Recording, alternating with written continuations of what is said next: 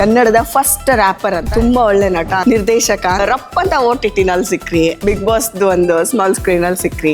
ಯಾರು ನೀವು? ಪ್ರಾಕ್ಟೀಸಿಂಗ್ ಬ್ರಹ್ಮಚರ್ಯ. ನಾನು ಟಿಂಡರ್ ಬಂಬಲ್ ಎಲ್ಲ ಯೂಸ್ ಮಾಡ್ತಾ ಇದ್ದೆ. I was dating, casual dating. ಅವರು ಹೇಳೋರು ತಲೆ ಕೆಡ್ಸ್ಕೊಂಬಿಡಕ್ ಅಂದ ಒಂದಿನ ಇವರೆಲ್ಲ ನಿನ್ ಮನೆ ಮುಂದೆ ಬರ್ತಾರೆ. ಅಲ್ಲ, ಈ ಹೆಣ್ಮಕ್ಳ ವಿಷಯದಲ್ಲಿ ಇವಾಗ ಹಿಂಗೆ, ಯಾವಾಗ ಹೆಂಗಿಂದ ಹೆಂಗೆ ಅಂತ ಕೇಳೋಣ ಅಂತ ಕೇಳ್ತಾರೆ.